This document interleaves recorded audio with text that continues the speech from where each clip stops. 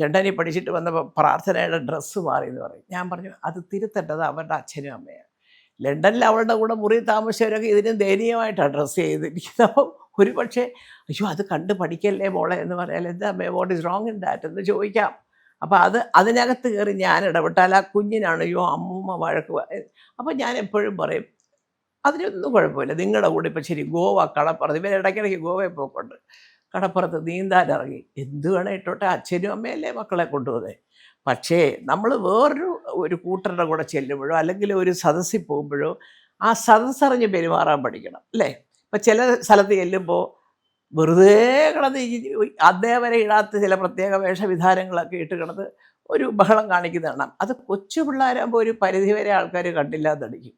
പക്ഷേ 10-30 വയസ്സ് ഇപ്പം ഞാൻ നാളെ നിങ്ങളുടെ മുമ്പിൽ ഇൻ്റർവ്യൂ വരുമ്പോൾ അങ്ങനത്തെ ഒരു വേഷം ചേച്ചിക്ക് എന്താ പറ്റി ഒരു കുഴപ്പമില്ലായിരുന്നല്ലോ നില നിങ്ങൾക്ക് ഉള്ളൂ എന്ന് പറഞ്ഞ പോലെ അവനവൻ്റെ ശാരീരിക അവസ്ഥയും അവനവൻ്റെ എന്താ പറയുക പങ്കെടുക്കുന്ന ആ ഒരു പരിപാടിയുടെ വലുപ്പം അവിടെ വരുന്ന സദസ്യരുടെ സ്ഥാനമാനങ്ങൾ ഇതൊക്കെ പ്രധാനമാണ് ഒരു സ്ത്രീകൾ പെരുമാറുന്നത്. അപ്പം ഞാനെപ്പോഴും ഈ രണ്ടുപേരോടും പറയാറുണ്ട് അത് തീർച്ചയായിട്ടും ഈ പറഞ്ഞിട്ടുണ്ട്. രണ്ടുപേരും വെളിയിൽ പഠിച്ചു. പ്രാർത്ഥനയുടെ ഏറ്റവും വലിയ ഇഷ്ടം എന്ന് പറയുന്നത് അവൾ പോപ്പ് മ്യൂസിക് അവിടെ പോയി പഠിച്ചു. അത് കഴിഞ്ഞ് ഇവിടെ വന്ന് ഇപ്പോൾ തിയേറ്ററിൻ്റെ എന്തോ ഒരു കോഴ്സ് പഠിക്കുന്നുണ്ട് ബാംഗ്ലൂരിലോ കണ്ട്. അപ്പോൾ അത് കഴിഞ്ഞാൽ വീണ്ടും ഞാൻ അങ്ങ് പോകും അന്ന് അമേരിക്കയിൽ പോകുമെന്ന് പറഞ്ഞാൽ ഇരിക്കുന്നത്. ഇപ്പോഴത്തെ കുട്ടികളോട് നമ്മളൊന്നും പറഞ്ഞു കൊടുക്കണ്ട, അവർക്കറിയാം ഇതിലൊക്കെ തൊട്ട് നോക്കി. നമ്മൾ പണ്ട് ഞാൻ ഇന്നലെ പറഞ്ഞത് ആരോടും ഞങ്ങളൊക്കെ പഠിക്കുമ്പോൾ എൻജിനീയർ ആവണോ ഡോക്ടർ ആവണോ ഇത്രേ ഉള്ളൂ.